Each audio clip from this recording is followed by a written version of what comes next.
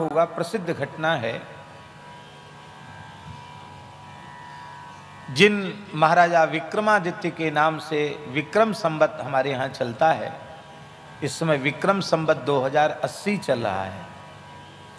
चैत्र शुक्ल प्रतिपदा से नया संवत आरंभ होता है, जिसको विक्रम संवत कहते हैं। विक्रमादित्य जी के दरबारी कवि थे महाकवि कालिदास, उनके दरबारी कवि थे। और विक्रमादित्य के दरबार में भी नवरत्न थे, एक से एक गुणी आते थे विक्रमादित्य के दरबार में। एक दिन एक सुनार तो जानते ना, स्वर्णकार, सुनार सोने का जो आभूषण आदि बनाते, बड़ा कलाकार था महाराज। उस स्वर्णकार ने 3 सोने की मूर्तियां प्रस्तुत की, और तीनों पुत्तलिकाएं थी, स्वर्ण पुत्तलिका थी, सोने की पुतली थी, प्रतिमा थी। 250-250 ग्राम सोने की थी एक मूर्ति, 250 ग्राम सोने की, माने कितना हुआ? तीनों मूर्तियां मिलाकर कितनी हुई? 750 ग्राम की मूर्तियां थी। और उसने तीनों मूर्तियां विक्रमादित्य के सामने रखी। बोले तीनों देखने में एक जैसी हैं, ऊपर से नीचे तक एक बाल के बराबर भी इनकी कलाकारी कारीगरी में कोई अंतर नहीं है, और सब शुद्ध सोना है, और सबका वजन भी एक जैसा है। तो इनकी कीमत क्या होगी? आपके दरबार में तो बड़े बड़े गुणी हैं, इनका मूल्यांकन करें। एक से एक बुद्धिमान उठे, एक एक करके मूर्ति को उठाया, नापा, तौला, आगे पीछे ऊपर नीचे सब जगह से देखा।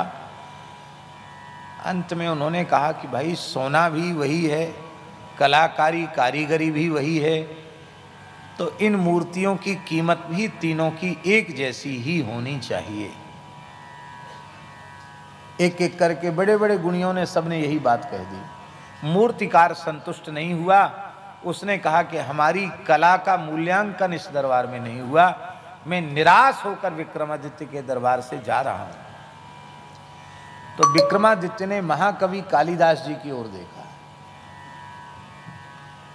इसलिए देखा कि तुम इतने बड़े पंडित हो, यहां नाक कट रही है हमारी, भाई तुम देखो, बुद्धि लगाओ अपनी। तो कालिदास जी, उन्होंने तीनों मूर्तियों को पृथक पृथक देखा। अंत में उनको इन तीनों मूर्तियों के कान के भीतर एक छिद्र है, लगता यही विशेष कलाकारी है। तो उन्होंने दिमाग लगाया, एक पतला सोने का तार मंगाया, और एक मूर्ति के भीतर सोने का तार डाला, तो इधर डाला और इधर से वो तार निकल गया। उस मूर्ति को कालिदास जी ने अलग रख दिया। दूसरी मूर्ति में तार डाला तो कान से जाकर मुंह से निकल गया, उसको अलग रख दिया। और तीसरी मूर्ति में जब कान में तार डाला तो न मुंह से निकला न इस कान से निकला, वो सीधे उसके भीतर चला गया तार। ऐसी कोई कला थी, वो भीतर ही तार हृदय में चला गया। कालिदास समझ गए कि इस बुद्धिमान मूर्तिकार ने 3 प्रकार के संसार में मनुष्य होते हैं, इस बात को अपनी कला के माध्यम से दर्शाया है। एक ऐसे होते हैं जो अच्छी बातों को, उपदेश की बातों को सुनते हैं, इधर से सुनते इधर से निकाल देते हैं। एक ऐसे होते हैं जो सुन करके याद कर लेते हैं, दूसरे को सुना देते हैं। और तीसरे ऐसे होते हैं जो सुन करके अपने हृदय में उतार लेते हैं, जीवन में उतार लेते हैं। ये 3 प्रकार के मनुष्य होते हैं। तो कालिदास जी ने कहा, बहुत ध्यान से सुने, बड़ी ऊंची बात कही जा रही है। कालिदास जी ने कहा कि जिस मूर्ति के तार इस कान से उस कान के बाहर निकल गया,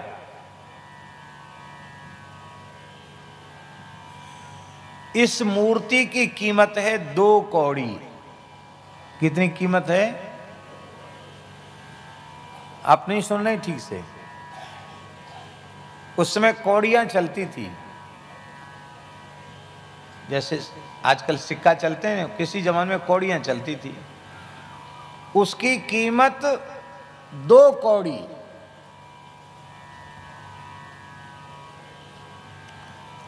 अब आप लोग बता सकते हैं 250 ग्राम सोने की कीमत 2 कौड़ी हो सकती है? बोलो। फिर उसकी मूर्ति बनाई गई हो, उसमें पूरी कलाकारी दिखाई गई हो, इतना श्रम किया गया हो, तो उसकी कीमत 2 कौड़ी तो नहीं हो सकती, लेकिन इसकी कीमत 2 कौड़ी। और जिसके मुंह से तार निकल गया, कान से डाला मुंह से निकल गया, उस दूसरी मूर्ति की कीमत क्या? बोले उस दूसरी मूर्ति की कीमत है 1,000 स्वर्ण मुद्रा। 1000 सोने की मोहर उसकी कीमत है। और तीसरी मूर्ति जिसके यहां से डाला और भीतर चला गया तार, उसकी कीमत क्या है? कालिदास जी बोले महाराज, मैं आपका दरबारी महाकवि हूं, आप मुझे आज्ञा दे रहे हैं, इसलिए मैं आपसे निवेदन कर रहा हूं। आप चक्रवर्ती सम्राट अवश्य हैं, आपके नाम से संवत्सर चलता है, आप बड़े प्रतापी हैं, लेकिन आप में और आपके खजाने में इतनी शक्ति नहीं है कि इस तीसरी मूर्ति का आप मूल्यांकन कर सकें। ये अमूल्य है, आपकी सारी संपत्ति को न्यौछावर करके भी इसकी कीमत लगाई नहीं जा सकती। जो अच्छी बातों को सुनकर इधर से उधर निकाल देते हैं वो 2 कौड़ी के आदमी हैं। है सब वही, सोना वही है, भगवान वही स्वर्णकार हैं, मूर्तिकार हैं, मूर्ति सब एक जैसी बनी है, पर इसमें भेद है, इसमें फर्क है।